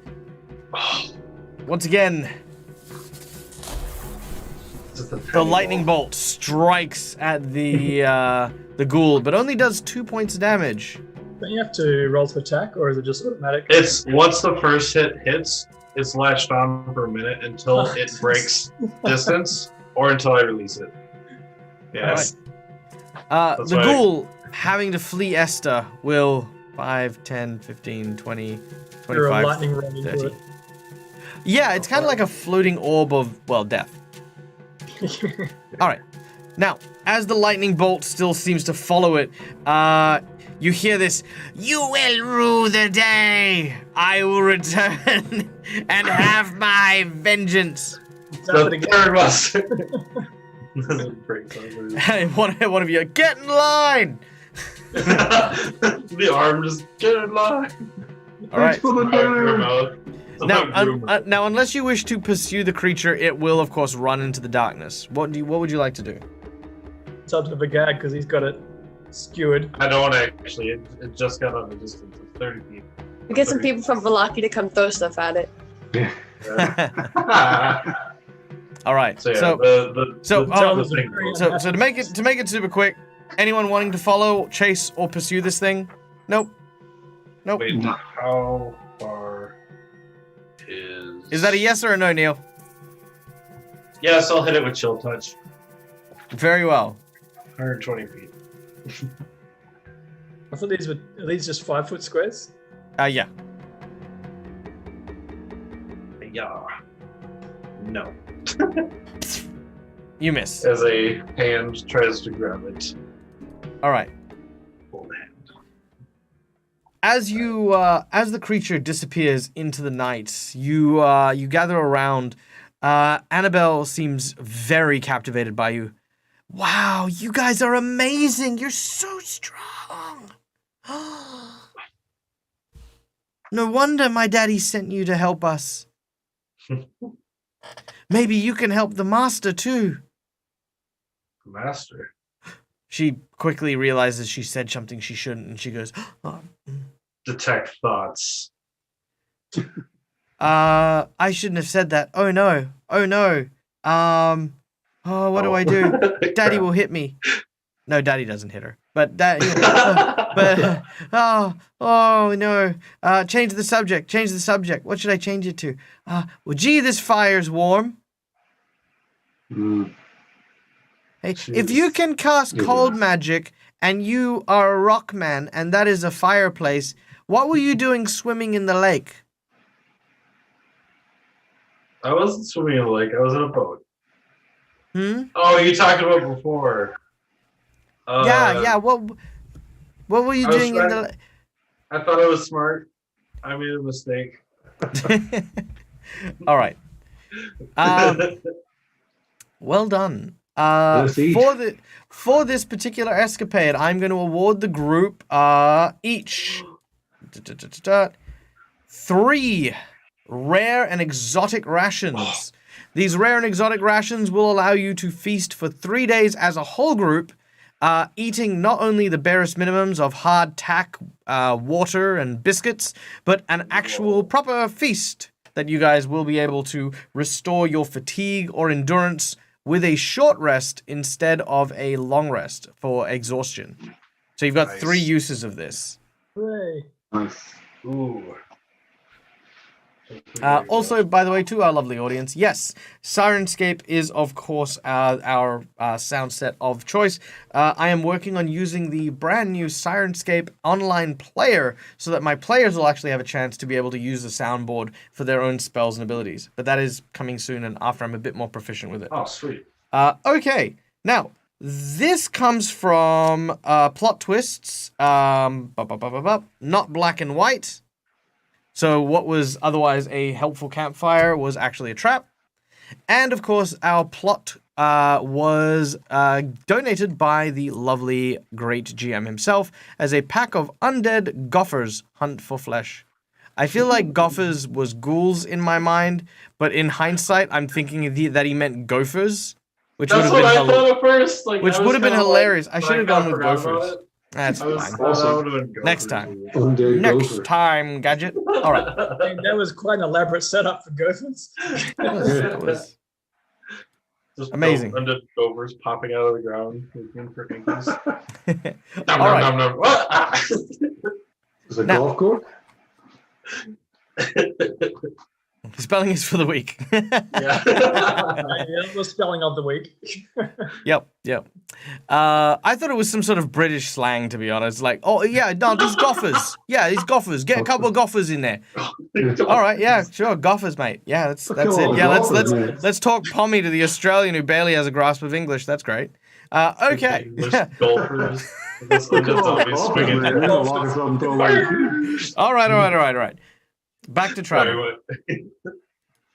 Now, Okay. once again, we continue our move through the lands of Barovia. Now, you guys are passing just north of the Bone Grinder, what you know to be the windmill where the witches were residing. You're not sure, but even though you are a fair distance away, you can definitely feel eyes gazing upon you from deep within the spinning iris of the windmill.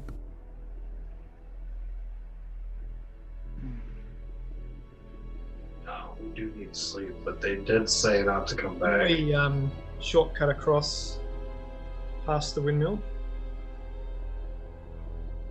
Yes, you basically cut across so you did not pass the windmill, but you can kind of see it in the distance. Oh, right. Mm. Looked like it's looking at us. Yeah, you kind of get the feeling like there are watchful eyes gazing at you. Pretty sure they said don't come back as well, didn't they? They did. They very much did. Esther, I would keep Arabella's eyes away from the windmill just in case it brings up bad memories. All right. You continue to make your way south until eventually you pass by the large gates.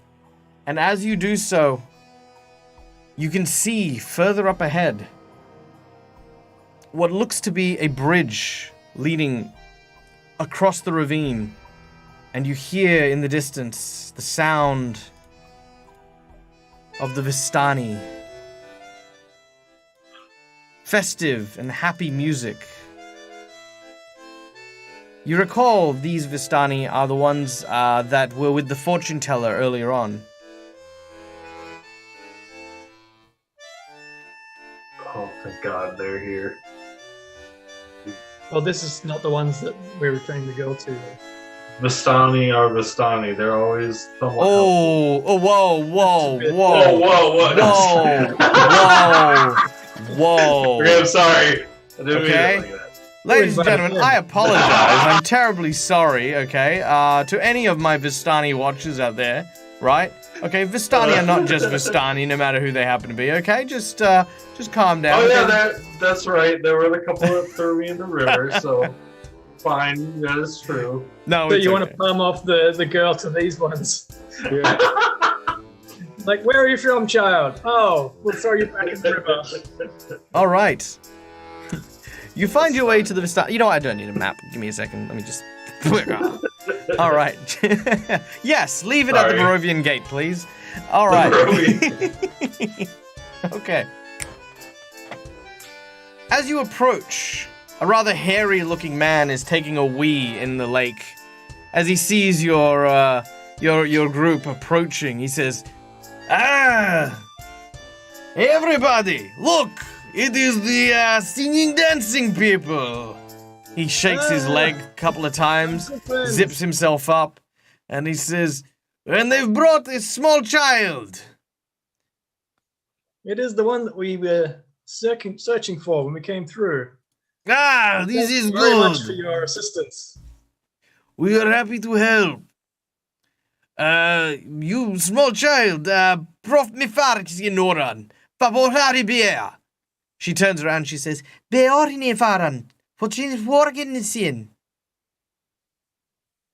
Ah, it seems like you have taken good care of child. I know of her. She is, Aribel. Very, very important to Vistani people. Chief of, the traveling tribe, to the south, have been looking for her for quite some time. We're just on our way back to return her. Oh my god.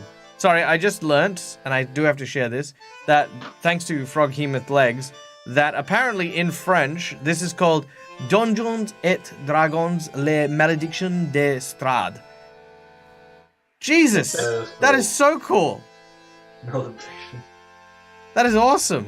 Malediction is like one of my, malediction is just such an awesome word. That's way cooler. That is really cool, yeah. Like, even if in English it was like the malediction of Strahd, like, oh, so good. Everything in French sounds sexier. That's terrible. Anyway. Alright. Even if you've ever been to France, right, even the ambulances sound way sexier than the Australian ones. Just Google that. Google it. Alright. So, the Vistani say, well, you have brought small child back to the Vistani. Come, sit, we will eat, we will celebrate. Do you mind if we stay for the night? Yay! It is cause for celebrations. As Vigog says, well, do you mind if we, all of a sudden, you can see that Demiro is like, just, yeah, straight into it. Immediately you see Esmeralda, who immediately begins flirting with Demiro, and she was like, oh, Demiro, I didn't realize you were so good with children. She leans over with her heaving bosom, barely contained by this corset wrapped in silks.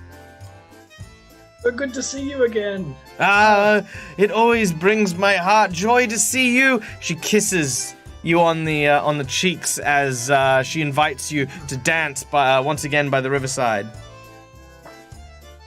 The old man sort of walks up and says, well, it seems as though we have yet more places to put hungry mouths, what? Pokes Vigog in the stomach. Yes, indeed. I'll share one of the special rations. Oh! If I don't believe my eyes, a pear. I haven't seen a pear in 40 years. Not since the caravan of 1477. Yes, pears. A bittersweet treat from head to your feet, no matter what feet. You eat when it comes to the pear. The kids and the adults kind of look confused, but they end up going, yeah! Yeah! Now, as this is happening, the music begins to die down, and we pan over to the fortune teller's tent. You see an old woman, blind and haggard, wearing a cloth around her eyes, smiling and sitting by the river. As she does so, she walks into the water. Up to about her shins, and she seems to just be listening to the waves.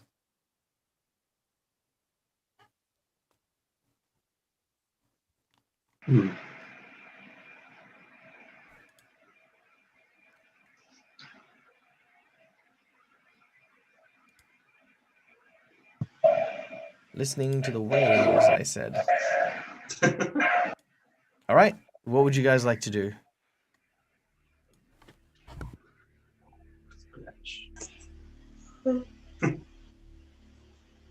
Esther had probably been Esther first was sorry, I didn't say this earlier. She's actually holding her hands up kind of like mitts, and she's teaching the little girl how to do a proper fist for a punch. And she's trying to get Esmeralda's attention because she can probably punch much better than Esther can. But then she sees does she see what's going on? Oh yeah, absolutely. Um, yes. She kind of makes her way over, but doesn't want to really disturb whoever it is. She says, I can hear you, my dear. Come close. I wish to talk to you again. Child of the Fates. I follow her into the waters, ocean level. As you do, you kind of, see that she's up to her knees. She looks to you and says, tell me, before Barovia, what kingdom did you hail from, child? She looks for a second. I travel many places.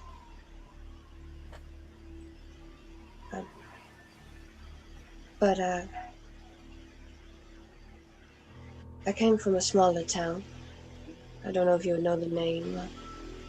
Helpful?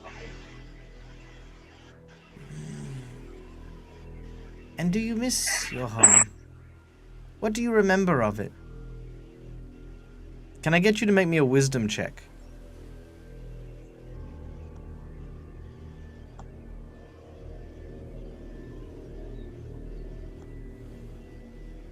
There it is. There it is, okay. You scour your memories, and you remember specific things. We're going to be playing 2 plot twists here. Hidden Secret and All in the Details. Numbers 15 and 9. Thank you to those audience members who provided those plot twists. Esther, you try to remember your hometown. You take a little bit of time and you think, I remember the town hall, but I don't remember the mayor. I remember I had a house. I remember it had a blue door. But I can't remember whether it was a 1-story or 2-story house. I remember there was a child who I made really good friends with. But I don't remember his name. Tiny details seem to have dulled or faded. She looks at you, awaiting the answer to your question of, do you like your home?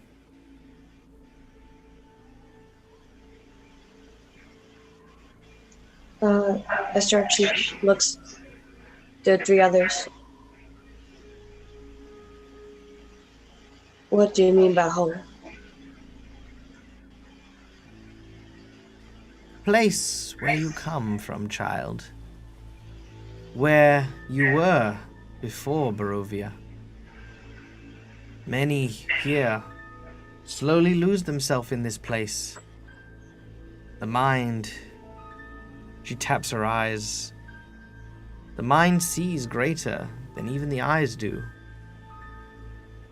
Sometimes all we have to understand the world around us is our minds.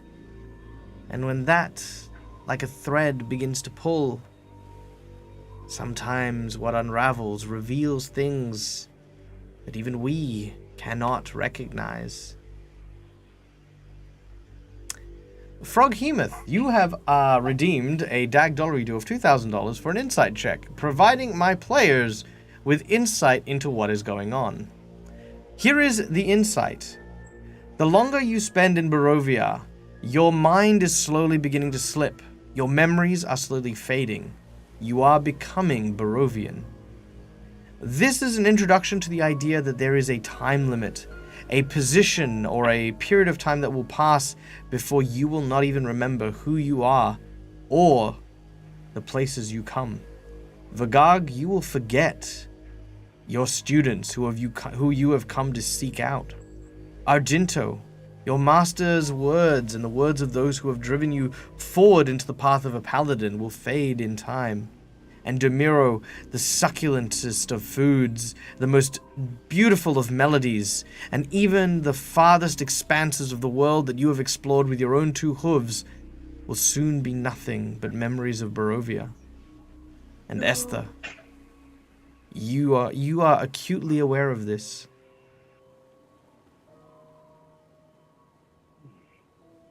I walk closer towards her, and I pull out that card she gave me. You do so. What was the card, if you wouldn't mind?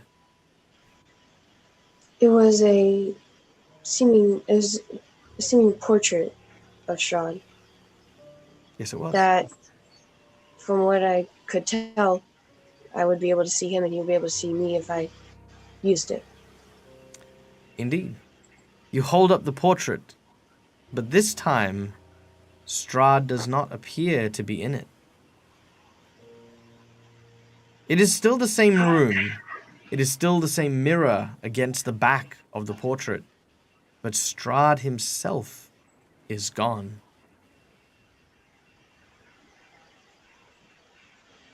She actually looks at him and she says, I wonder, Is that for lunch? has he lost himself too? She taps you gently on the cheek with an old and wrinkled hand, and she says only 2 words. Clever girl. She smiles, and a moment later, she is dragged beneath the water by vicious, long, twisted hands that seem to be covered in scales and weeds and reeds. And as it grabs onto her shoulder, she is almost instantly dragged out of sight. And that is where we are going to leave today's game. Oh. Thank you so much to everyone who came and joined us today. Thank you to Crow's Nest Games. Guys, always wonderful to see you. I do apologize. I know I haven't had time to do more than lurk on your channel, but I gotta say, guys, if you have not checked out Crow's Nest Games, please go check them out. Go subscribe to them, because what I have checked out, they are so much fun. You know, definitely go and check them out. And of course, I also saw sneaking into the chat. Where are you? Was David Samuel, there you are. Hello, hey, good day, mate. I hope you are doing well. So yeah, there we go. All right, so as for today, guys, as always, when we wrap up, we like to go around and give everyone a little bit of a breakdown of like how they felt about today, the highlights, the good, the bad, the ugly, and the light. And of course, guys, if you in the audience have any questions, do let us know in the chat so that I can we can ask the players themselves. Even if it's something like, hey, this is my first time here, tell me about your character. Any question, nothing is off the table. All right, let's start with Neil. Tell us, how did Vigard go? How are you feeling? Share with us your experience. Today was very interesting. A lot of backstory for a bit of every character. You know, like there's a bit going on everywhere. I did have a little hiccups because my internet's a little off today, but it's all right. We got through it. Yeah, being able to find out that my student is possibly somewhere nearby, finding her bag, it's like, you know, that's a big step for what is going on here. And these students being his #1 students, pretty much, they might be able to help us in our quest to try and get everyone out of Barovia, or try to fix the fog, you know, whatever's going on there. So that'll be neat. We're going to find that he had tossed his students over the side of the boat too. No! You jerk! I'm gonna go dive into the river. No, to get his dead body back. There's no way I'm letting you become undead. No, just kidding. Yeah, it was a good day. I liked it. All right, Argento. Yeah, look, I found it really good to find the other characters sort of coming to life a little bit more, especially like watching Demiro fight today was really good. Demiro's not really been known for the first 7 or so episodes to be much of a fighter. Like where I would run to a fight, I'll get into a fight and love it. But today, watching Demiro, he actually carried the team on the lake. Really, I just couldn't seem to get anything. Dinosaur. It was really good to watch that, and and then of course Esther is always. To watch her interactions with the NPCs and stuff is always awesome. So, as a character, obviously, whether we're eavesdropping or whatnot, but right there at the very end, that was really really cool sort of ending for the week or for the night. But very good the way Esther views things, because I just see Strahd, which is I still haven't really never met the guy because I don't remember meeting him before, but I just want to fight everybody and I just sort of want to make things right with everyone. So it's been good. I think as my character is growing every week, to talk about Argento, having the play on earlier where we talked about what happened in Valaki was really good because it's out of his character, but he's starting to find that he's kind of losing his mind, and he's making note of that more than maybe he's smart enough to know, but he realizes something's not right, and he's getting a little bit more eager to put an end to it. He's not liking how this is sort of going in that way. So yeah, we'll see how it all plays out, but I think Argento's getting ready to sort of have a go here at who this Strahd guy is, and let's have a showdown. Argento just thinks that this is all a dream. He's gonna be the one to be able to get out of the fog unscathed. He'll just walk out of the fog and be like, "Oh, I'm back. That was all just a dream." Yeah, so he's kind of just not understanding. He's very intrigued by everything. Obviously, he everything is a hammer and a nail for him. He's a hammer to everything. So the fact that this is taking someone like Esther to show him that not every problem needs a hammer, right? Some things need finesse and other things, but Argento's sort of struggling through that here and trying to find his way with what's going on. So. And you know what? I think there's definitely a part where he is definitely making good headway on that. And I love that there is this element of exploring how Barovia is expanding and how it's kind of affecting each of the characters too. So that's really cool. Demira? Yeah, it's a good session. You managed Excellent, to thanks. start off the dance floor. Yeah. I guess just to the audience, I've been trying to pester him to put his schedule up on his Twitch channel as well. Look, I'm working on it. Okay, I'm on so many different channels. Like my schedule changes every couple of months, and I'm just like, it's just tiring. I'm tired. This one has been going for a couple of months now. Look, I can either prep games or I can do things like that. Also, hi Eric. Don't drive safely. Don't crash while you're listening to me. I don't want to have to explain that to your wife, please. No, Eric, don't. All right. So it was.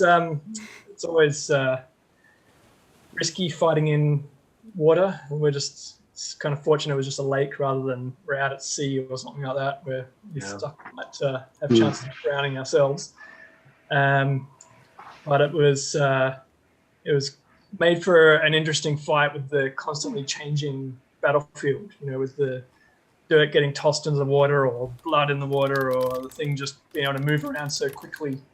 It was kind of hard to anticipate what to do next. So you had to think on our feet a bit, which is good. And the guys at the top struggling just to keep the boat afloat. Just endless intrigue hooks after that, pretty much. Do we go into this town? Do we take the girl back? The witch is going to come after us. What's this weird thing out in the middle of the forest? So it's good fun. It's a lot of anticipating the big bad evil guy.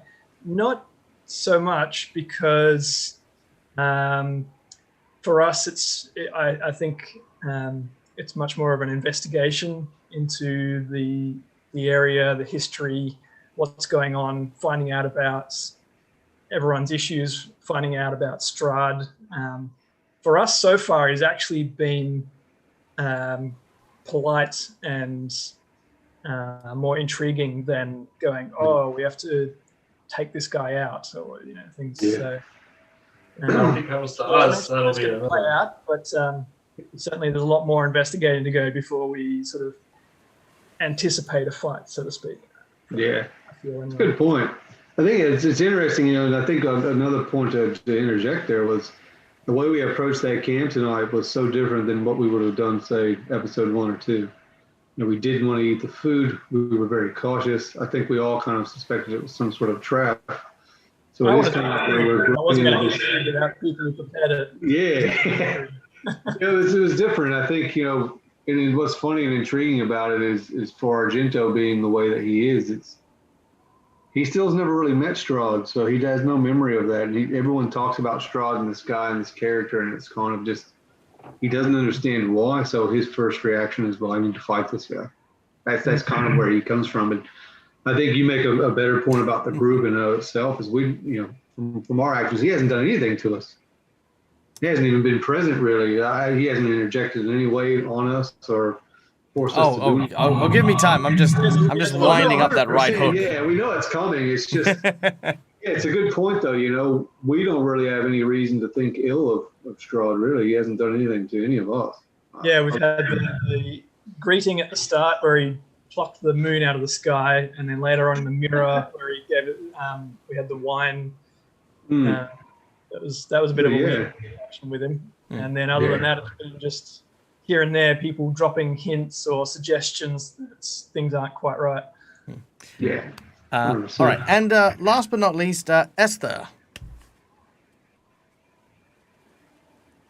I thought that today was a lot of fun. Thank you for it. You're very welcome. It's honestly my pleasure. And even if there wasn't money involved, I would love running games for you guys. Oh. All right. Well, thank you so much, everyone. We have gone a little bit over time, but that's perfectly fine. We are now going to go and raid our dear friend Charlolo, who is a German artist who does a lot of D&D stuff. Very cool individual. Very, very fun. Do go and follow her channel. She does a lot of really great artwork, and she's a pleasant individual who I've had the pleasure of role-playing with and alongside.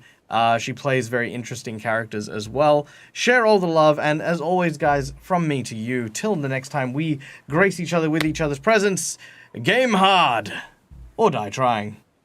Good night, guys. Good night. Or good morning. I don't know. Oh, I've got a thing I need to put. I need to put this on. Oh, kablam!